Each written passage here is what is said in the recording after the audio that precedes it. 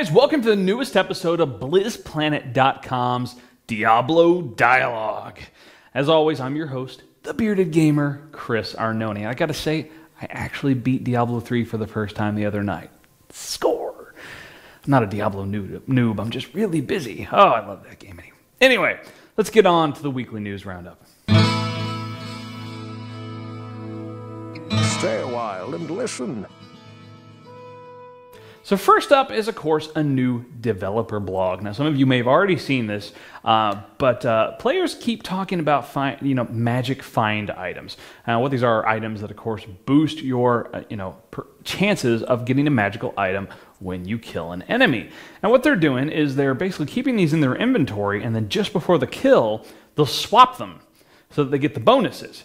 And while Blizzard has come out and said they're not necessarily opposed to this philosophically, there's a lot of players that are sort of complaining because they are trying to stay away from any item or ability or anything like that being sort of a have-to thing, a go-to thing. And this is becoming that way because the benefit is so large that players feel like they can't really ignore it. And so Blizzard wants to try and fix it. So what they've done is on this developer blog, they're listing 5 different possible fixes, and they want player feedback. So there's a list of 5 things. They've got pros and cons for each one of them. And then, of course, they just want people to give their feedback. What do you like? What don't you like? Really, they're trying to get some intelligent conversation and comments and reasons for and against these different possible solutions. Now, there's no guarantee that any of these 5 will actually become the implemented solution, but it's great to see that Blizzard's out there trying to get our feedback and find out what we want as the best solution for a potential problem. So, good stuff there.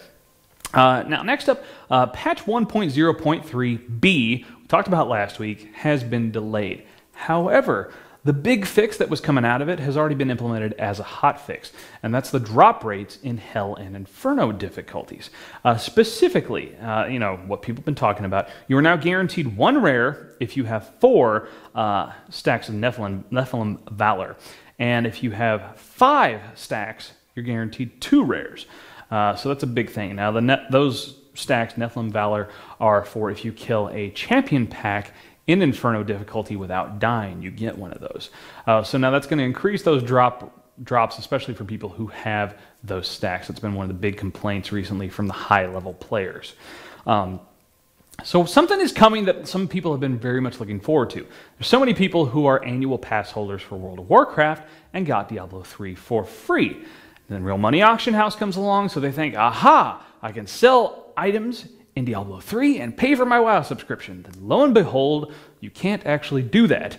You can't use the bucks from the Blizzard Battle.net for World of Warcraft subscriptions. Well, Bashiok has come out saying they're working on changing this. So they are trying to implement it so you can pay for your World of Warcraft addiction with your Diablo 3 addiction. It's kind of a vicious cycle that way. It's fantastic, right?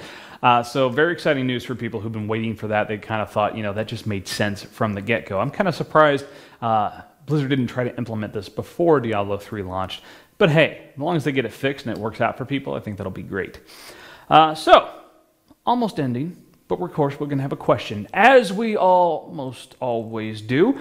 So this question, it's been almost 2 months now since Diablo 3 was released. It's had its ups, it's had its downs, a lot of comments both ways, and some people are feeling like it's just not quite measuring up to Diablo 2. So we want to know, what features do you miss the most? What features were in Diablo 3 that you're like, man, I so wish this was in Diablo 3, and carried over from 2. What's missing? Eldorian says he wants the ladder system to come back. He says it made it seem fresh to keep building new characters up, and everyone was still on the same footing as you. Personally, for me, I miss the darkness. I know that's weird. It was kind of, pissed a lot of people off, but I miss in the old Diablos having that darkness and having sort of a sphere of light. So, there was a limit to how far you could see.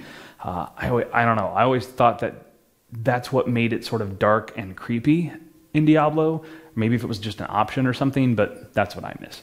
But let us know in the comments right here what you miss from Diablo 2 and you wish was implemented in Diablo 3. So we're going to finish up talking about something coming up locally here called KantCon, K-A-N-T-C-O-N.